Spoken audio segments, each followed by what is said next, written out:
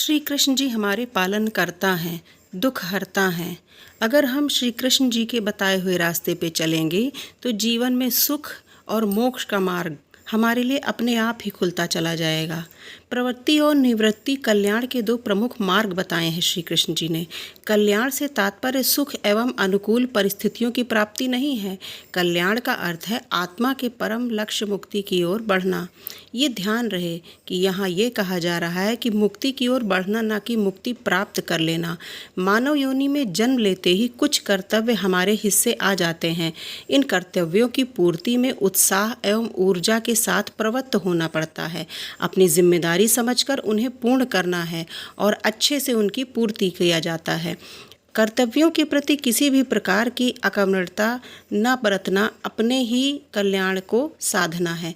माँ जब अपनी संतानों की उदर पूर्ति के लिए तन मन के पूर्ण समर्पण के साथ भोजन बनाती है, तब उसे बदले में किसी भी प्रकार की प्रशंसा, पारिश्रमिक या प्रसिद्धि की अपेक्षा नहीं होती। वो अपना कर्म अपना दायित्व समझकर करती है। उसका उद्देश्य मात्र संतान की क्षुधा पूर्ति करना होता है। इसी प्रकार सभी प्रकार के कर्तव्य कर्म मन में किसी कामना या लालसा के बिना होने चाहिए। कर्म संपादित करते समय पूरा ध्यान लक्ष्य पर रहे। कर्म के बदले में यश, धन, नाम जो कुछ भी मिले उसे पारितोषिक समझ लिया जाए। यदि एक भी ऐसा पवित्र क्षण मिल जाए जिसमें मात्र कर्तव्य की भावना से ओतप्रोत होकर कर्म किया गया हो, तो समझिए कि मोक्ष की राह मिल गई। यही कर्तव्य कर्म निवृत्ति के मार्ग प्रशस्त करेंगे, जो वास्तविक ज्ञान से परिचित कराकर मोक्ष की ओर ले जाएंगे। अब ये प्रश्न उठ सकता है, अभी मोक्ष चाहिए ही किसे?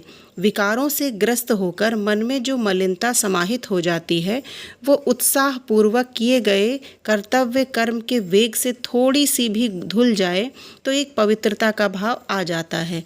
वहीं परम आनंद है और वही परम आनंद है। वही जीवन का सार्थक करने की एक झलक है। स्मरण रहे कि अपना कल्याण साधने में प्रयास हमें ही करने होंगे और इसी देह के भीतर रहते हुए इसी देह को साधन बनाकर करने होंगे।